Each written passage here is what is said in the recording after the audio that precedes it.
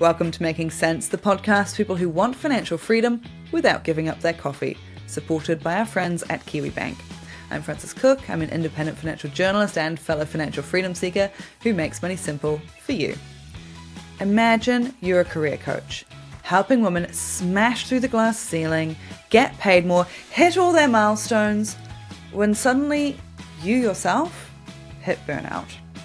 All of the ambition and strategy that you've helped other people with, suddenly nowhere to be found for yourself. Now that's exactly what happened to Claire Wasserman from Ladies Get Paid. But instead of trying to hide the burnout, she embraced it and decided this was the sign to take her business in a totally new direction. Now she describes herself as a recovering girl boss, and she still helps women with their careers. But the advice? That's changed a bit. Making Sense is on a mission to make money simple, and I just couldn't do that without the support of Kiwibank. It's really important to me to only work with companies that understand that mission, and the difference it makes when you understand the money world. For Kiwibank, their purpose is to help Kiwi and Aotearoa be better off. So bringing you real stories of inspirational and unconventional approaches to finance is one of the ways they're making a real difference to the lives of their customers. This is making Kiwi better off. This is Kiwi. All right, welcome, Claire Wasserman. You are the founder of Ladies Get Paid. You've traveled the world. You've helped women level up their careers, get paid more, big fan. And yet, you hit a point yourself where you had to reconsider your own career strategy. Despite talking to everyone else about their careers, you started to hit burnout, and now you call yourself a recovering girl boss, which I think is a fascinating trajectory, one that I think a lot of people I know would identify with that. I identify a bit with that. But let's start at the beginning. How did you start this career? Why was it important to you to be talking to women about their earning power? Yeah, I mean, if we really want to start at the beginning, I think it might be the fact that my mother was the second class of women in her college. So, she began her career in the 70s and 80s, the 90s, women can have it all and can do it all. And I'd like to now add, at what cost? But we weren't talking about at what cost. We were just talking about if you can dream it, you can be it. Just sort of a beautifully naive way of going through your life. It's also very privileged, I should say. But I truly believed if I worked hard enough, I would get what I wanted. And here's the kind of crazy thing. I did, but at what cost? And so the point at which I hit burnout was actually when I had reached the pinnacle of my career so far. I had gotten a very nice book deal from Simon & Schuster. I wrote my book. I went through a lot of feelings as I wrote my book. I mean, it was a very meta experience as I'm, writing about imposter syndrome and totally suffering from it. And I get to the end of this book, I put it out there, and it's during the pandemic. And I think for a lot of us, the pandemic, it was, for me at least, like I'd been on a hamster wheel that it stopped. Or I was playing musical chairs, and all of a sudden the music stops and I'm without a chair. For some reason, the lack of inputs, so me sitting in front of my computer, having people email me, tell me that, oh, your book's amazing, that didn't do it for me. I was used to that New York energy. I was living in New York at the time, and I was hosting these town halls for women to come and talk about money. I'd been touring the country doing it. We had 55,000 women in a group, and so much of my experience was in person. I mean, I think a month before the pandemic, we'd had a 1,000-person conference. I was constantly feeding off of other people's energy and not even realizing it. And so when all of that stopped and it was just me in my room, my laptop, and I was exhausted, I lost all motivation and could not figure out how to remotivate myself. What had motivated me before to start the wage gap no longer did. I used to be fueled by anger, actually. I was angry that women were not making as much as men, that there was a leadership gap, a finance gap. But anger, I mean, it's an energy for sure, but it's a negative energy. And now when I was in this place where I wasn't getting other people's energy and I really had to find something within, deep within, and that fire wasn't there and there wasn't anything to replace it. And honestly, and I've gone through a lot of crap, but honestly, that was one of the worst moments of my life, not being able to motivate myself to work. when I had had a job since I was literally 8 years old. I had a job, okay? And for the first time, and I was probably 30 something at this point, what's the point of getting out of bed? Besides making money, of course. But I'd always had a passion. Again, what a privileged thing to say. I fully recognize. And then I had all these women looking to me, asking me the same question. One email in particular. What got me here? I don't think it's going to get me there. Quite frankly, I don't want to return to the hustle. What's next, Claire? And I couldn't answer her. I'm like, I'm asking the same question. So I took a break. I took a break. Otherwise, I just felt, career coach giving advice who can't even motivate herself out of bed. It all felt so awful for so long. But I'm so grateful that I went through it because I've learned a lot, and a lot that I use now with my coaching. Yeah. Something you said there that I just think it's been on my mind as well the last few years. You can have it all, but at what cost? And I think that's a very powerful way to put it. The way that I've been thinking about it until now has been sort of the idea that we were told you can have it all, but do you have to do it all? Mm-hmm. You know what I mean? Is that reframing? You can have it all. Then you think about doing it all. That's too much. Mm-hmm. You have to at some point choose, right? Do you think, I think a lot of these messages that we were given for a long time of you can have it all, you can do it, you can lean in, you can this, you can that. Yeah. Very well intentioned, but you are still just one person. And so when you try to take on all of these various areas at the same time, something has to give, right? At some point, you have to say this is the priority and that isn't. Right. There's a consequence to every choice, right? When you are doing one thing, therefore you are not doing another. And then we add on guilt to it. So we judge our choices. We almost don't want to own, our decisions. I think there's a lot of reasons for it. Listen, with Ladies Get Paid, I started it almost 9 years ago now. And it was my answer to systemic inequities, but arming individuals with things that they could do to at least improve their situation. So I was saying to women, you may see a wage gap and it's huge and it's scary. And well, what about your wage gap? All right. And not just asking for more money, but peeling back the layers of, well, what do we need to do? What do we need to say? How do we need to be seeing ourselves, positioning ourselves? There's so many steps, and progress should be charted in your steps, not the outcomes, because you don't have control over whether or not they say yes to you. But are you saying yes to yourself? So I really focused there. I tried to take something that was quite macro into the micro so that it wouldn't feel so overwhelming.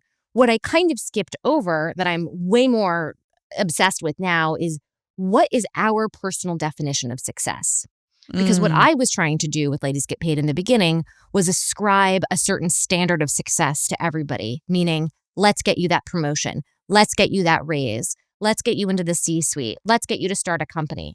And that's all, as you said, well-intentioned and beautiful. And these are all things that I do, but I am not prescribing them for everybody. And I had my own sort of realization that there were other kinds of aspirations in the world than just the girl boss one. When I did a tour around the country with PayPal, where they sent me to their various offices in different locations teaching, leadership courses. And I remember, I did one in San Jose, which is their headquarters in California. And then I did one in Omaha, Nebraska. And I asked them, well, how do you define leadership? And they said, oh, Claire, we just want to set boundaries. We'd rather do less work. Don't give us more responsibilities. And by the way, we're willing to take a pay cut for it, because what they wanted was quality of life. And they put their life first, and work had to fit into that. And in many ways, they were prescient. That's the trend I'm seeing now post-pandemic. Yes and no, though. Again, I'm here to always say whatever your next step is, whatever your next level is, let's help you get it without self-sacrifice. But I just want to make sure people aren't going in directions that are not aligned with who they are now. So whatever your values were then, whatever it used to be, it's worth a reevaluation. We're no longer the same. We literally cannot be with what we all went through with the pandemic. It's just not possible. So I would say every quarter, certainly be checking in with yourself, but expect that this season of your life will probably last for 3 years. And if you're thinking and doing and feeling the same thing as 3 years ago, chances are you're just not quite as connected as maybe you could be. But it's sometimes scary to check in with yourself because it can be like a sweater and you pull on the thread and will all of it come unraveled? And that's why I believe in communities and coaches, and we need perspective. We need support as we do this kind of work because it's all interconnected. It's not just getting a raise or a promotion. So when you talk to people now then about what does success look like to you, and I think you're right, you do often need that outside perspective, someone who can see the wood for the trees, you know? So when you're talking to people and trying to figure out what does success look like for you, what are we actually aiming for here? Like, okay, for some people it'll be a promotion. For some people it'll be getting paid more. For some people it won't. How do you hone in on that with people to find what success actually is for them? I have a really good video on YouTube called Set Better Goals. And so I have this whole philosophy on we need to hone in on our desired feelings first. So before we say, I want a certain title or a certain job, or like, it's all about feelings because the way that you feel about your life is your life. This is a perfect illustration. You could have tons of money in the bank, fabulous job, and you feel like crap. So would you say you're living a successful life? I don't know. Maybe. But I would say how you feel about your life is probably the reality of your life, right? So what are maybe 3 feelings that if you felt them, if you experienced them on a pretty daily basis, you would have a much better quality of life, okay? And then you look at different areas of your life. So you look at your work, your money, your relationships, maybe your physical activity, how you connect to yourself. And you say, in these areas, am I doing things that either support those feelings or detract from those feelings? And you write all that stuff out. And then this is why I love what I do. It's about the roadblocks. So just what's in the way, whether it's internal, right? Certain mindsets, or external. Maybe there's certain people, whatever, certain responsibilities. Perhaps there's many things that are immovable. There's literally nothing to be done. It is what it is. And I always like to walk people through, do you have control? Do you have command? Or do you need to let go, right? And being very clear with yourself. I mean, honestly, it's just another way of saying intention, right? But where do you begin? And it's always with the feelings you want. Because let's say one of the feelings is freedom. And then you're looking at, all right, in my finances, right? Well, first of all, you have to define, well, what is the feeling of freedom? What is that? And then how might that get expressed through your money? And as you start going through this exercise, most likely what you will realize is you need a lot less than you think you do because we really create our own realities. Obviously, sometimes it's harder than others, right? If you have a really draining job, and you're standing on your feet, that's not in your head, right? That's in your body. You will be tired. But again, how you feel about it comes down to, I think, practices, really good practices that you can do with yourself to just always remind yourself you do have more agency and more intention in this life than you may have given yourself credit for. Absolutely. And I think it's that tricky thing, isn't it? Where you might not be responsible for everything that happens to you, but at the end of the day, it's you who has to live with it and you have to take control of the things that you can. And I think you're spot on there, that there is often more room to take control than we give ourselves credit for. So if someone is wanting to have that balance of, I don't want to spend every waking moment at work, but I do want to succeed. I do want to get paid more, have success, and then have a little bit of life around that too. What are some places to start with that to make sure you are getting paid fairly, still having a life, still feeling good about things? Well, let's start with what you cannot control, which is the market. So seeing based on what you do, where you do it, how many years of experience you have, what's the market rate? And that honestly comes down to this. The company that you're currently working for or the company that you'd like to work for, what is their competitor paying?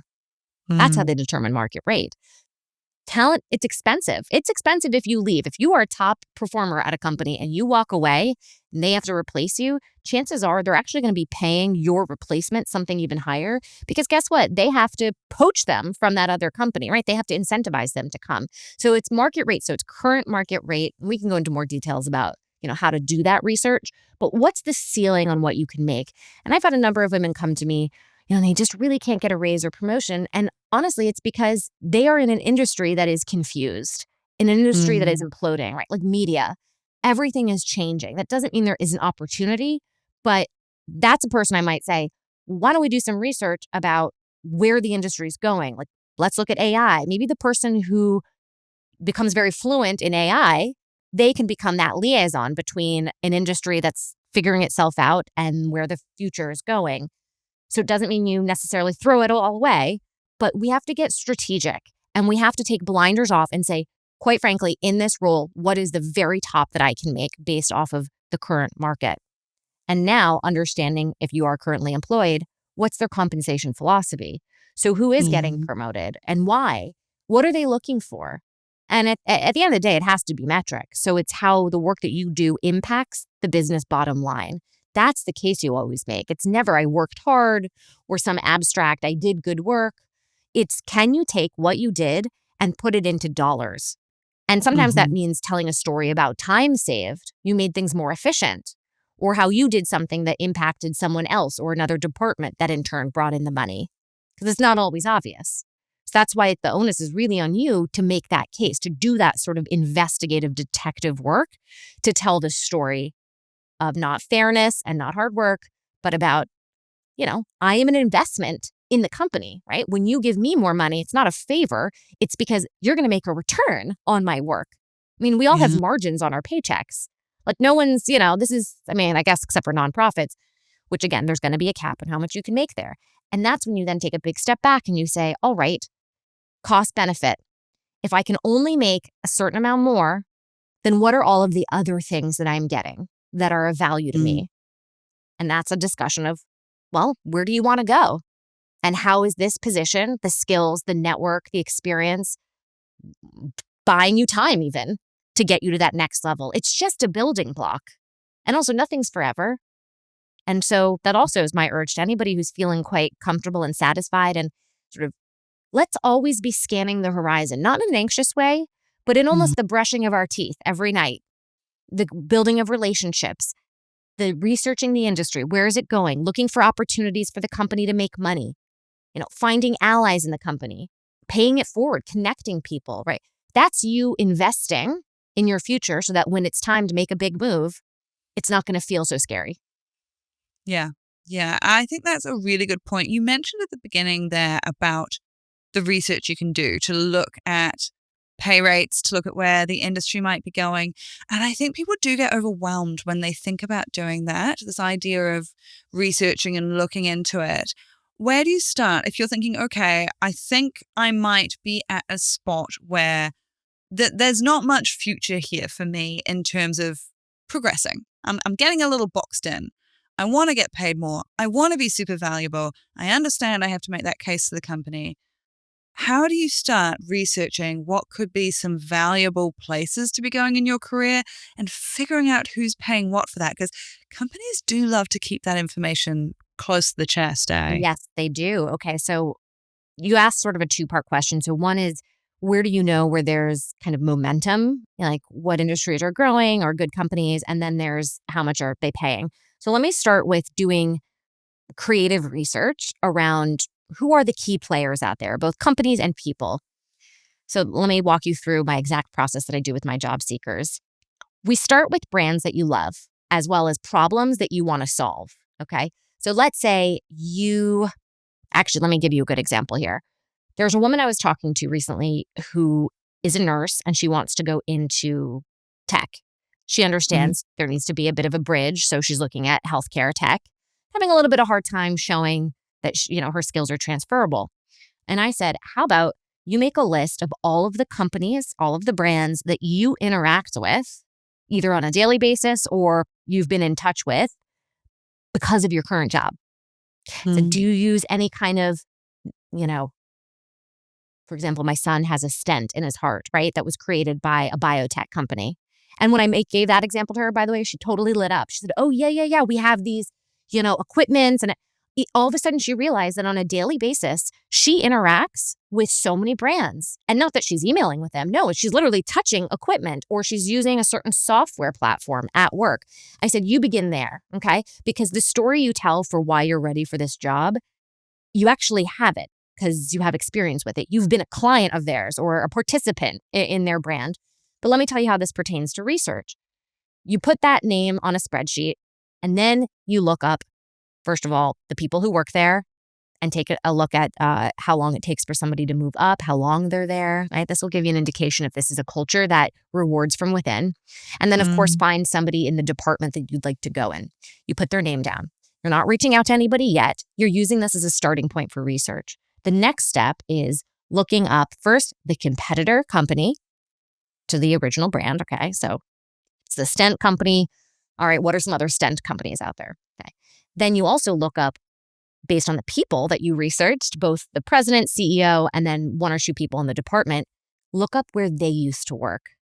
Write that company down. Then you find who works there.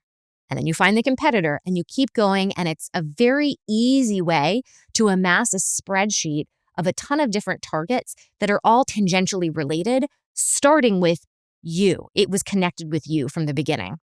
So you start there. And if you want to know how much people are making, you have to ask. Yeah. Yep. If you could get an intro to them, fabulous. If you can't, no worries.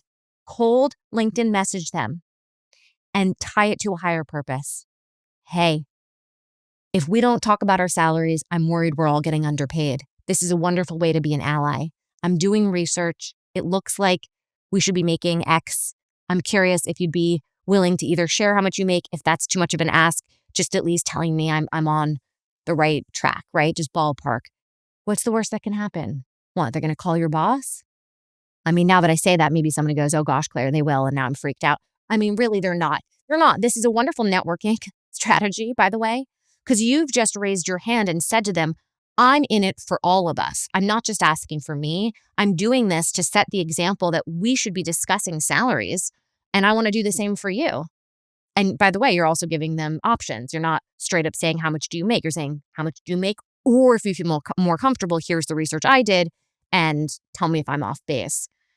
And challenge yourself to find at least 10 people. And what's so great about doing that is not only do you feel more confident that you are accurate with your market research, because sites like Glassdoor may not be, but you can also say when you are making your case, here's how I did my research. Because I think a successful salary negotiation takes it from yes or no based off of a number, because that's a very short conversation. We don't want that, to a discussion, a dialogue that's more about how did we get this number? How did you company figure that out? And what's your plan for growth? Assuming, you want your employees to stay here. And also me, how did I do my research? And how did I decide where I fall within that research? And now it's a much more robust conversation. It's much more open-ended. It's much more interesting than just, again, this number, Glassdoor, yes, no, and it's shut down. This is an interesting one because I feel like there are a lot of people who are interested in getting a pay rise, which is one strategy for building that higher pay rates and having a good life. I feel like also I am hearing from more and more people who are interested in transitioning to being a business owner as well, because obviously that way you can take even more control, can't you? Yeah. When it's your own business, ideally you're keeping all of the financial reward for yourself. You maybe have a bit more flexibility in how you design your time, but it's also high pressure because it is all on you to succeed. So is that something that you're also seeing people be interested in? And what are ways to test out whether it's actually time to launch into being freelance or running your own business, if that could actually work? My gosh. Yeah, 1,000%. I always think it's what kind of anxiety can you live with? Because you're not going to be without anxiety. Even people who make lots of money, right? There's the cliche, more money, more problems. So you're never without anxiety usually, okay? Unless you have a wonderful meditation practice. So for me, when I worked for somebody else, I had a big anxiety of letting my boss down. I was a big people pleaser. I mean, talk about recovering girl boss. I was a recovering people pleaser. I also had a fear of being fired because I had been let go from 2 different jobs, one from downsizing and one from sexism. I'm just going to say it was sexism. Okay. So I was freaked out all the time. Now I have a feeling like I'm more in control as a business owner, but I'm actually much more financially unstable right now than I was before. But my anxious constitution can handle it. Like, that doesn't mean you can't train yourself, but there's something in my DNA that is more comfortable with the roller coaster that I control than someone else's potentially poor business decisions impacting me and laying me off. So that's a precursor. Here's what I really recommend for everybody. Please try to stay at your job as long as possible while you figure out, is there market fit for what you want to create?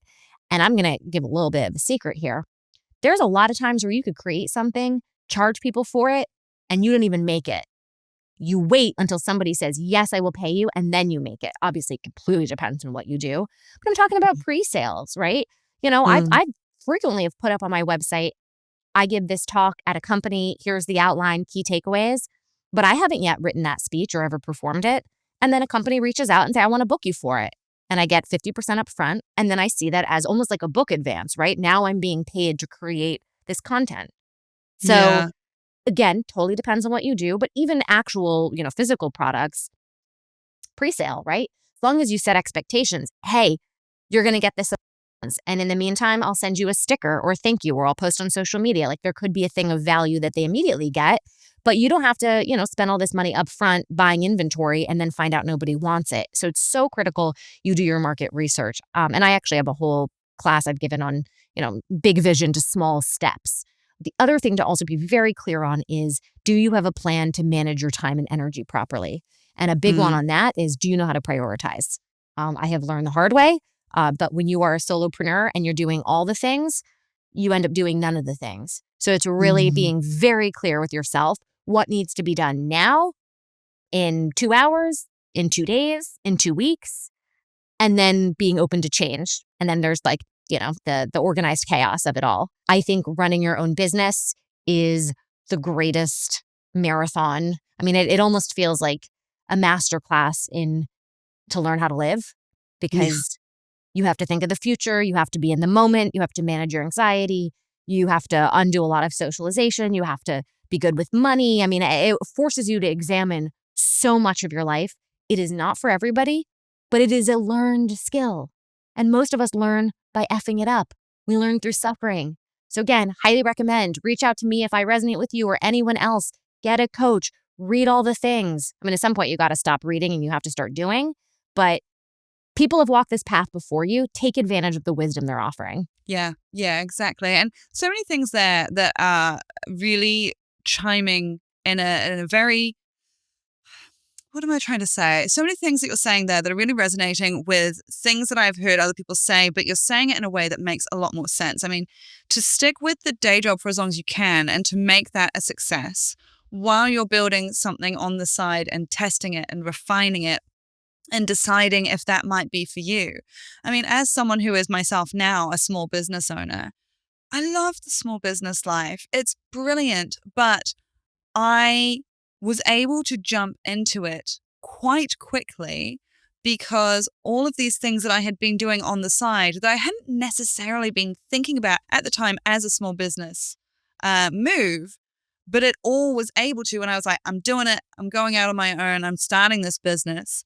I was able to wrap all of that up and say, I've actually tested this, not even realizing I was testing it. And I know if I do this in this way, I've got a certain amount of runway to do it. Now, if you do it properly and strategically, and you are actually thinking of testing out your small business at the time, even better. But this is the problem, isn't it? Because so many small businesses do fail. So many small businesses, you might not have the product market fit. To test it beforehand while you still have the safety net of the job, and to also test your own constitution and see whether you hate it. It's so important, right? Yes. And also, I have so many women come to me for coaching who say, I'm scared to take the leap. And I say, I would be too if you're making a leap. It is not about a leap. It's about, I kind of look at it like a trust fall. Like, you have set it up where you're kind of already doing it. And it's just a natural transition. And in fact, actually will feel quite liberating. Also, for anybody listening or watching who's thinking, all right, so work at my current job as long as I can while I test this out. Well, Claire, I'm exhausted or I'm in a toxic situation. Listen, if you're in an unsafe toxic situation, that's a whole other story. But I would say use this as an opportunity to get really, really good at managing your time and energy. So this is like your trial run where you think you're juggling a lot now, having a full-time job and a side hustle. Wait till you're doing it all as a business owner and the burden of bringing home the paycheck, okay? So I'm not saying that to deter anybody. I'm saying that hopefully to inspire you to say, I'm learning now how to do it all, as opposed to once I quit, I'm going to learn. So I always say, start with how can you make your current situation better? The energy that's coming out of you right now, where is it going? Are you freaking out about, catty coworkers? Can we take back some of that energy, right?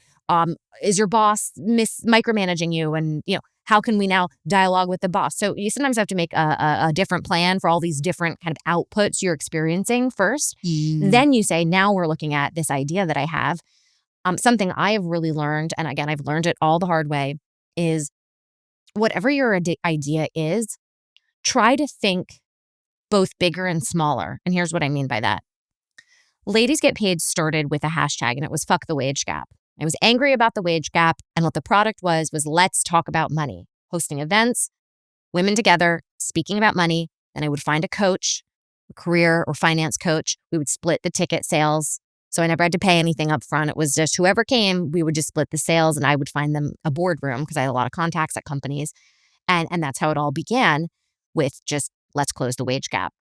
But what am I really doing here? What does it mean to close the wage gap? So here's a better question to ask oneself when you're figuring out what you want to do. Why does it matter? And whatever you respond in that, well, it matters that women have more money. Well, why does it matter that women have more money? Well, it matters so that women can have freedom and power. Okay, why does it matter that women have freedom and power? So that women can feel good and make change. Or you just keep going with this question of why does it matter? And also, why does it matter to me? And the reason this is smart to do is it gives you options if a certain product idea doesn't work, right? Or in my case, it works for a while and then it doesn't work anymore. So for me, we were getting paid by brands. So the amount that women were paying to come to events was pretty nominal. But we would have a brand who would say, well, let me sponsor what you're doing. Oh, also, Claire, come in and teach this at the company. So I was doing both, keynotes. So I had a speaking career and also a lot of brand campaigns. And we made 7 figures. We were making millions of dollars. And then all of those budgets dried up. Yeah. So then it was, what's the product market fit? Women still want this for free. I mean, it's 55,000 women on an email list, 45% of them open. That's huge. But they're not paying. That's not a product anymore. That's just a marketing campaign. So a marketing campaign for what? And so again, I had to go back to, why does this matter to me?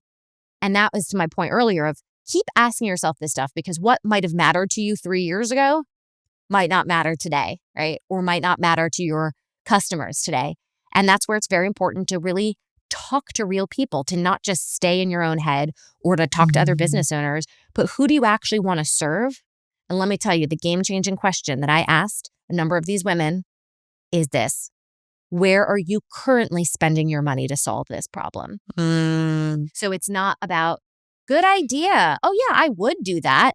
We're not talking about good ideas or theoreticals. We're talking about money in my bank account. And the best proof point is somebody who has already spent that money.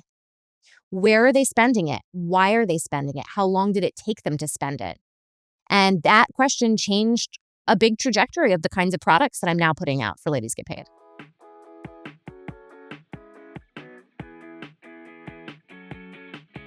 Life is full of ups and downs, so no matter what your everyday looks like, KiwiBank has the products and services to help you manage your money your way. To find out more, head to kiwibank.co.nz. This is making Kiwi better off. This is KiwiBank. I think a really important thing that not enough of us talk about there, that why, that purpose. How did you get here? Why do you want to stay here? Because there's a lot of talk about what burnout is, where it comes from, what causes it, right? And one of the big theories that I have seen is you can be working very hard and not get burned out. You can be working not even quite that hard and still hit burnout. one of the theories there is it's when you don't feel the purpose, you don't see the point of why you're doing the things you're doing, that's what can lead to burnout. And in a very literal way of, you're spinning your wheels and you feel like you're not getting anywhere. Of course, that's burnout. And I think about things like, to use myself as an example again, small business owner, we're having this fabulous conversation. Once you and I are finished, I'm going to go back outside to, I'm in my home podcast studio right now.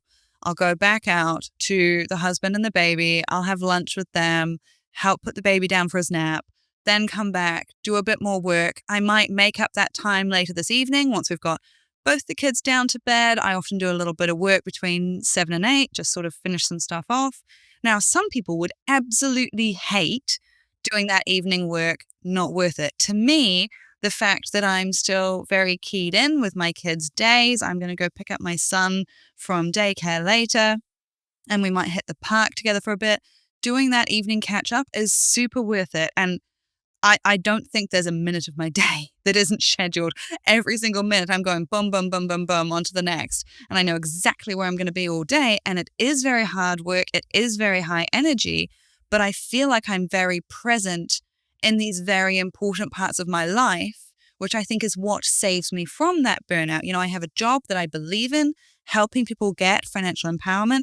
I'm present for my own children, partly thanks to my own financial empowerment. And I think that is what really helps with the burnout. I mean, as someone who, you've obviously dealt with it, you talk to women about it all the time, as people are honing in on ways to be financially empowered without burning out and building these strategies, how has your advice changed, do you think, from your own experience of how to structure your life in a way to deal with these issues? I used to very much orient towards the outcome always. So why am I building this company? So that I can impact millions of women to increase their worth inside and out. The reality of my day is not spent feeling that.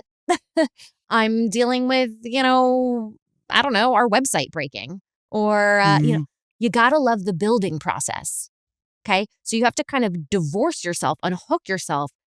If you never reach your ultimate goal, if the book is never best selling, if you never reach 1 million women, okay, what was it like to build it? And did you enjoy that process? So I think it comes down actually to 2 things within the building process. The growing that you're doing, the learning that you're doing. I treat jobs and especially businesses, but I treat jobs like an MBA. What am I getting from this? What am I learning? Okay. And the other part is, how do you need to feel your impact? So if we aren't going to wait until we make millions of dollars or, whatever, fill in the blank end goal, if that's going to be a long time from now and the reality of our life is in the micro moment, how do we need to feel like we're doing okay? So I think it's finding other ways to chart progress than we might have been traditionally doing it. So, I did an event recently and I was hoping I would get a lot more people subscribing to my newsletter from it. You could say, well, that was a failure. Now I feel bad, but I don't. I don't at all, because what it took to put together this event built up a discipline within me that I am now applying to creating videos. So I built a muscle, I built a skill set out of it. And also, I'm able to now look back and go, all right, I've got some data here. And I think everything's an experiment. So within this data, like what worked, what didn't. But it doesn't, of course, the paycheck matters, but it's the process to the paycheck that we should be really digging into more. And that's going to help prevent burnout because you're also more in touch, again, with yourself on a consistent basis than, again, waiting until, well, now it's been a year and I guess I didn't make what I wanted to make and it's all gone to shit. No, not at all. Yeah, it's tricky, isn't it? Because I feel like the only constant, I come from the media world, right? And journalism is all over the world in big trouble. And it's quite funny running now my own independent media business. You would think stressful. Same as you, I'm now actually much less stressed being in charge of my own destiny and not ruled by people who I don't want to sledge anyone, but you see them making some decisions and you think, why? Where do you think that's going? You know, you can make your own decisions. You can go in the right direction that you think. But that is by far and away not limited to media. I mean, so many developments with AI impacting many different industries, making people feel very worried about their jobs. I think there will always be a place for the human touch. There will always be things that people do that can't be replicated, but you might have to change what you're doing. What you're currently doing might be taken over, where you can learn to, you know, figure out where you still add value and what's next. I mean, super, super important. So what I'm picking up from what you're saying is there's that real need to always stay curious about what's going on in your industry. You know, you had an issue where events shut down, companies weren't sponsoring them. You're like, well, okay, cool. How can I do what I'm doing with video? All everyone's talking about is video. Let's go. Let's do it. And now video, as someone who also is having to figure that out, video is not my natural home. Love audio. I come from radio. But I have to figure out video. It's important. That's just the reality of it now. How do you start gathering up these skills and beating that moment of, oh, it's going to be too hard. I don't think I can do it, because that's so natural, right? Oh my gosh, I know. I wish I was more like my wife, who is obsessed with learning new things. I Yeah. resist it because I hate being bad at something. Yes, same. And you have to be bad before you can be good. I know. And so I was the person, I know that you don't have SATs you're in New Zealand, right? Yes, Yeah, like, so SAT, so we've got the verbal, you take the verbal test, you take the math test. I got an almost perfect score in verbal, straight up, almost perfect score. Nice. Abysmal score on math, terrible in math, because my feeling was I'm great at verbal. I don't need both, you know, and I really hated being bad at something. Instead of seeing it as a challenge to overcome, I was like, I'd rather just focus on what I'm good at. That's a wonderful strategy in some ways. Like, I do think we should spend more time doubling down on what we're good at and what is working, but that doesn't mean that you need to ignore what isn't working. So it is a percentage of your time and effort for sure. And it's also accepting that there is going to be a learning curve. There just is. And that's where you have to, again, see your progress. Like, okay, normally takes me 30 minutes to make a TikTok. All right, maybe next time, could we try 25 minutes? You know, so don't, you know, beat yourself up and say it's always going to be like this, but also make sure that you are improving. Okay, so there's that. I think, again, you can't do it all. So pick what I call the domino effect. This thing that if you do it, it will make everything else easier. So, for example, when I host an event, I get the transcript. Based on the transcript, I can create a newsletter, a blog post. I can feed it to AI to give me captions for social. I can cut up the video into video for social.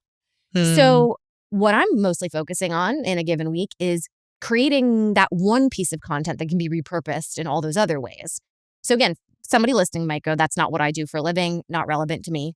Untrue. It's still taking the same framework of, okay, based on everything I have to get done, the smartest one to start with is the one that will have a domino effect. And then you don't feel so scattered.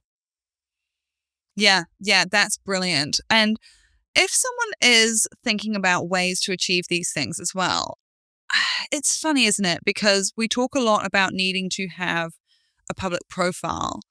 I get the impression that whether or not it's for a business, or even if you're an employee who wants to stand out, not every single industry, but a lot of them, I feel like having some sort of profile, people know you, that can help. How much does it help, depending on what sort of roles we're talking? Yeah. So you remember when everyone was talking about personal brands, or maybe they still are? I hate that expression, but it's actually true. We are commodities. I mean, I hate to say it, but my whole theory of how to get a raise at your job is to pitch them like they are an investor in your company. Because the positioning is, when you give me more money, you are making more money.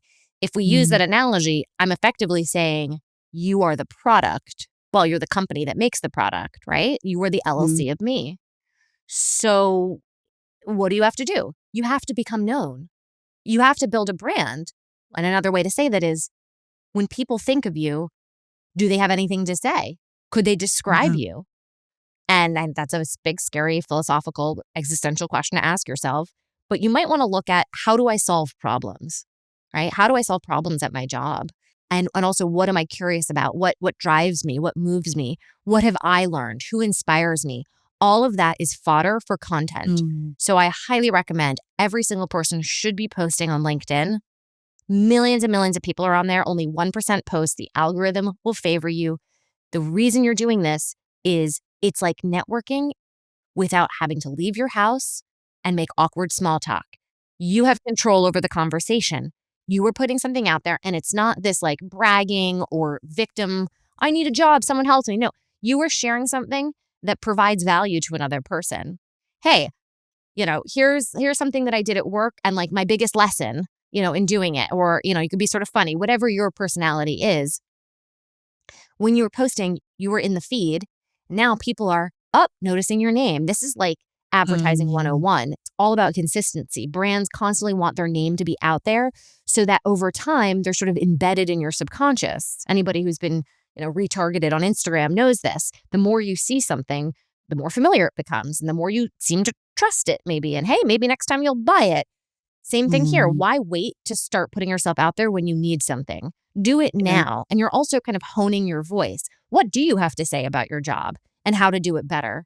What's advice that you give to other people? You use a certain product, you love it, share it. Help other people in your position be better at what they do. Like, again, it's not bragging or victimizing yourself, okay? So I think every single person should do that. Should every single person share all the details of their life? No. I've made a choice to do a lot of that.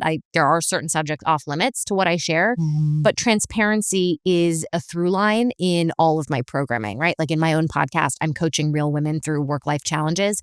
They're off camera and you just hear their voice. But my whole thing is, transparency is transformative. When you see yourself in another person, it can make a huge difference. So I've decided to take that through line in all the content that I do, posting on social and beyond. That doesn't mean it's right for you, okay? But again, it's always, what can I share that's of value to somebody else on a consistent basis? That is building your personal brand. But I don't like to think of it that way because it sounds sort of gross. I know, it's funny, isn't it? It's the words that we use here are really important because they might mean the same thing, but it just gives a slightly different level of ick. Yeah. Right? It's really important. Yeah, I think networking is another word. Personal brand is a word that has a bad reputation. Networking can have a bad reputation because people think of it often as getting in touch with people for very cynical purposes. It feels transactional. Right, exactly. It feels transactional, and it really doesn't have to be. I say instead of networking, you're connecting. Your community building. Words out of my mouth. Exactly, right? If you can work with people and you're making these relationships with them, you're helping them, they're helping you. If you're doing networking right, you actually end up making friends with people, right? Yes, 1,000%. And things just fall into your lap. And you're like, hey, how'd that happen? You set it up that way. Constantly paying it forward. I think the easiest way to do that is to connect people. So it's like, now I have you in the back of my mind. Hopefully, you'll tell me. I think this is good practice for everybody. Be upfront about what you're looking for, which also could be you're not sure, but you have a desire. Like, hey, I want to change my job. Obviously, that's not you, Frances. But, people listening, you don't have to say, I know exactly what I want and I'm going to go get it. You could say, I'm curious about this certain subject, or I want to learn more about whatever. If you start putting your desires out there more, the right people will hear it and then can say to you, hey, I know this person and I'll connect you, or you should, follow this person. So let's get in the habit of putting out what we're looking for and then connecting people to each other and to resources. That is a very natural time saving, right? It's efficient. Also, I hear from a lot of women, networking, Claire, I'm so busy. I can't do that. Again, it's brushing your teeth. Put 10 minutes on your calendar every day to do something like that. And trust me, that's better than waiting until you're, out of a job and burnt out. Yeah, exactly. And hopefully, if you do it right, it can also be quite enjoyable. Yeah. I know there are the introverts amongst us, but if you just do it in the way that works for you and you're building up these connections with people. I think about some of the people when I was first launching this business, other people in the podcast space who I talked to, who they at that point got absolutely nothing from helping me. They just talked to me about what they were doing. We had these really frank conversations about numbers and dollars and sponsorships, some of the things that you might expect people would be very guarded about. But the way that is turned around is if they text me now and ask anything and say, hey, do you know XYZ? Often I have something I can tell them. And I would absolutely go to the ends of the earth for those people. That investment in the relationship, I would hope, has paid off for them really well. But they didn't see it that way. It was a friendship. They were helping, and I would help them at any point. And when you see it that way, that's a totally different way of building reputation, building networks. It's just, I think, what was it? There was a saying that I heard, give without expectation of getting in return.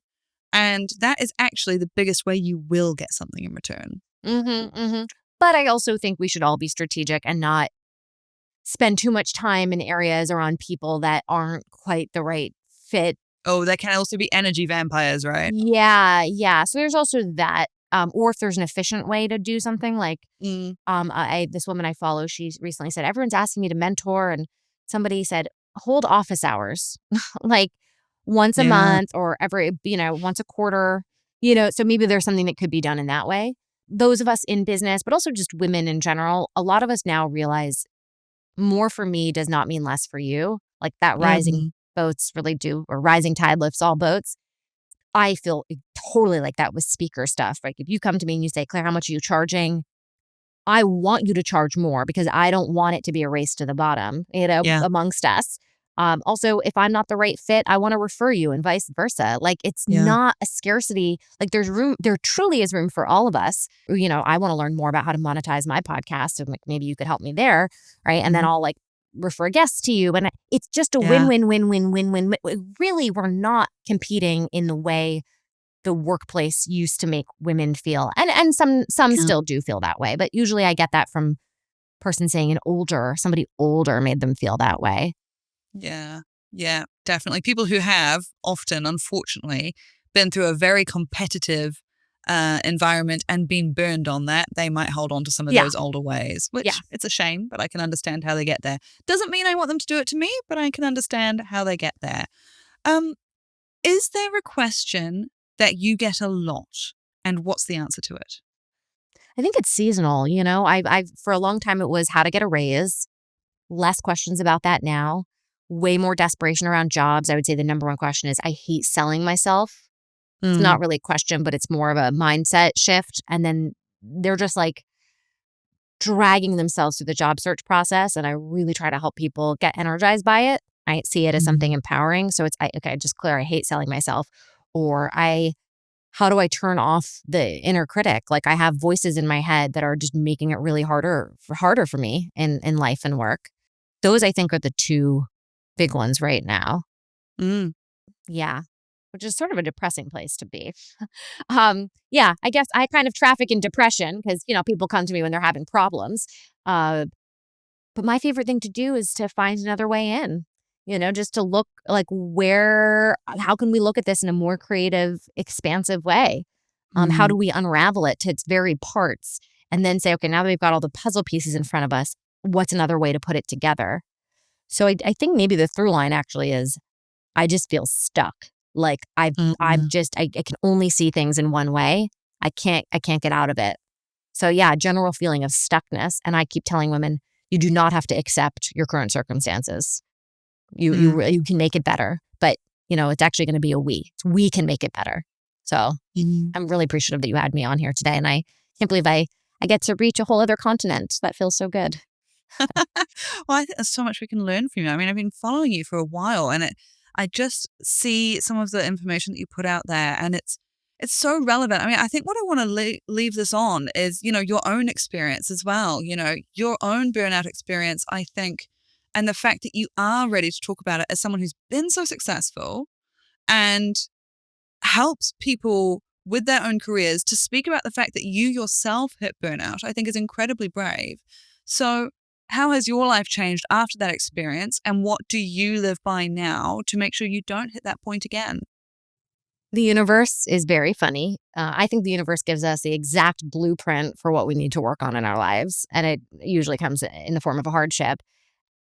What I thought was one of the worst experiences of my life, which was burning out and not being able to self-motivate, which is a serious problem when you're a business owner, let alone like self-esteem, right? An existential crisis. I figured out a bunch of stuff. I started by just researching, reading. I was obsessed with Maslow's hierarchy of self, like self-actualization, the looking glass self. Just started reading and reading and reading. And I wrote a second book proposal that was rejected.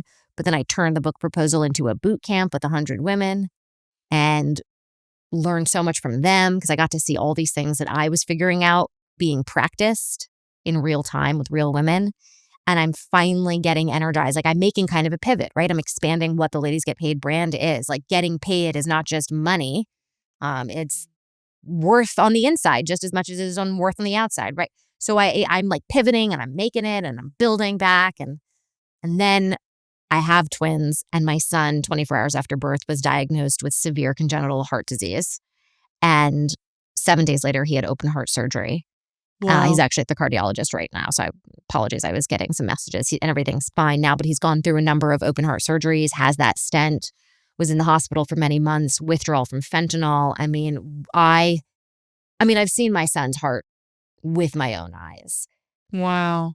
I believe that what I went through with that burnout, but also many things before that, like I left my husband for my now wife and came out when I was 30.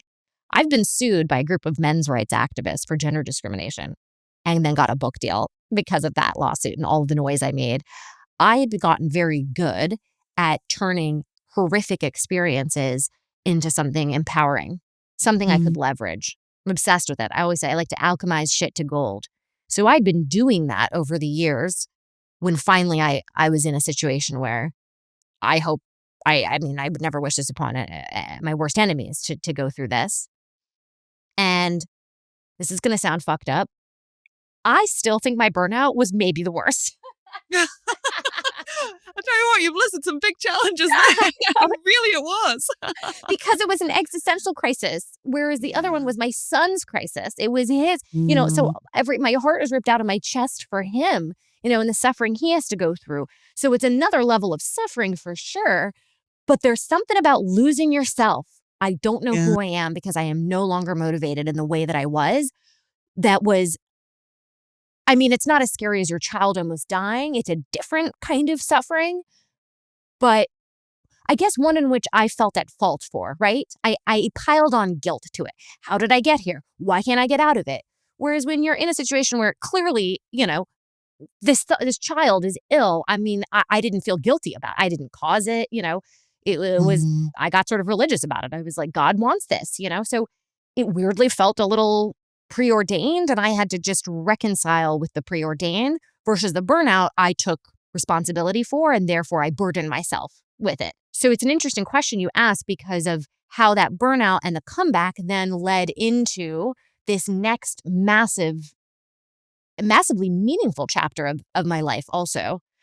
Of course, it all ends well. Right now he's healthy. They fixed his heart. He will, it's something he has Thank to God monitor for his whole doctors, life.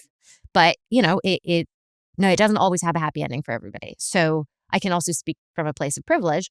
Same thing with the burnout. If I was still burnt out, still in the middle of it, that's why I'm a very big proponent of sharing things, not necessarily publicly, but with some people while you're still in it. I think as women, we really say, until I figured it out, I'm not going to speak up, right? Until I get the next job, I'm not going to put myself out there. And it's like, we're all in the messy middle. Like, even if you're, doing well in one aspect, maybe you're freaking out or figuring something out in another aspect. We've got to be okay, I think, in exposing the messiness just a little bit, just a little bit. And then you realize, again, it's the process of building. Like, of course, you want it to fast forward and to getting the job or my son's health. But we were in the middle of horrific things. And I decided to say, what's kind of amazing about right now? I'm surrounded by these beautiful doctors and nurses. And I'm learning so much from them. I'm watching our families get closer. I'm proud of myself. I wouldn't go to the hospital because I had to sustain my energy. I learned so much about sustaining my energy. So to tie it all back to the burnout, again, self check-in. So not self-care, but self check-in. So develop some sort of self-feedback ritual every night, but also throughout the day. What do I need? How can I make it easy for myself to get that? Just like a child, like you do with a baby, like you've got to parent yourself throughout the day. And instead of it being all about your job, the customer, the business, the vendors, it's actually all comes back to you. How am I doing? Am I okay? What do I need right now?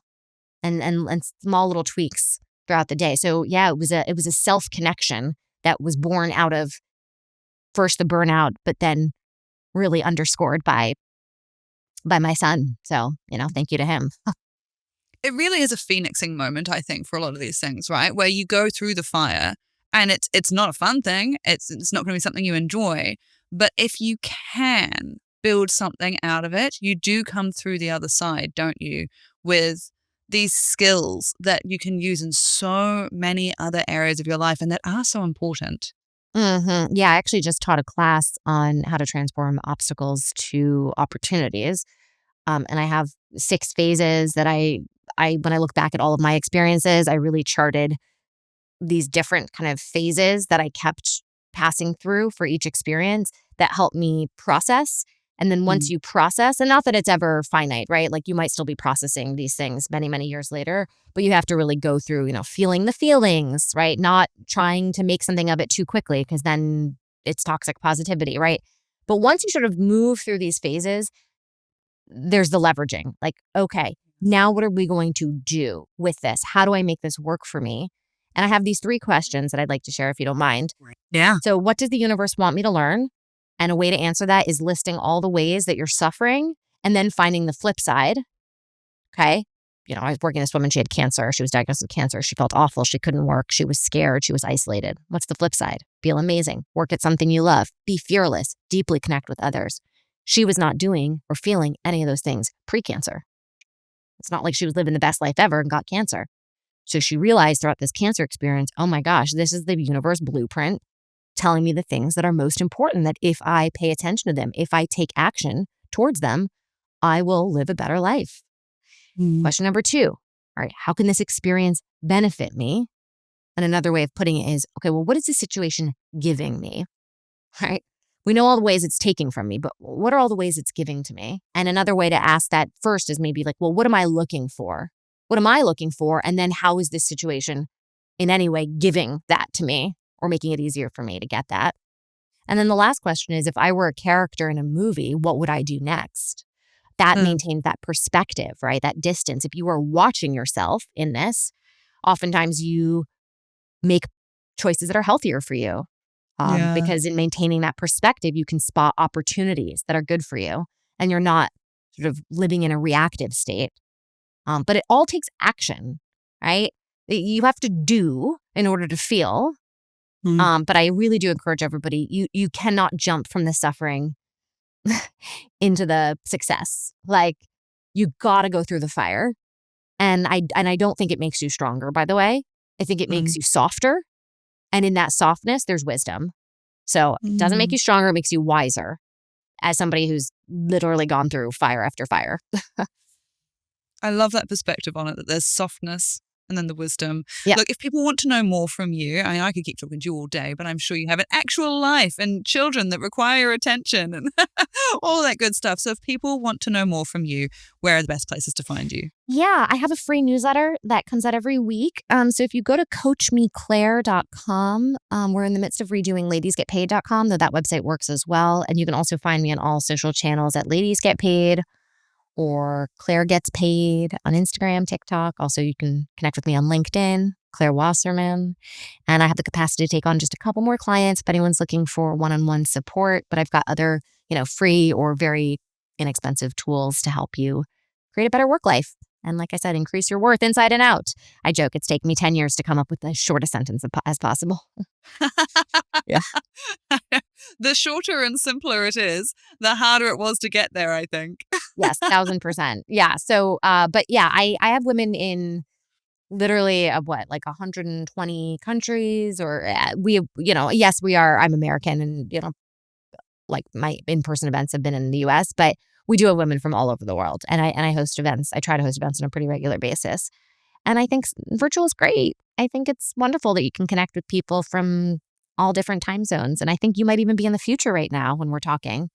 Was it Wednesday for you? Because it's Tuesday my time. So you, yeah, exactly. Coming to you hot from the future. Wow. How is it? Are you getting paid more? So far, so good. The weather's beautiful. The world hasn't exploded yet. Okay. Always time. Don't knock on wood. Oh, that's wonderful. Hey, thank you so much. That's Claire Wasserman from Ladies Get Paid, giving us all of her wonderful wisdom, of course, after she has been through those fires. Now, before you go, do hit subscribe so that you never miss a trick with your money. Making Sense is where we bring people like Claire every week to share their incredible perspectives of everything they've learned about money and how we can do better with it. If you have more questions about this or anything else to do with money, do also get in touch with me. You can find me on Facebook, Instagram, TikTok as Frances Cook NZ. And there's also my newsletter, The Money Memo, that's linked in the show notes. And it's also on my website, francescook.co.nz. Until next time, have a great day.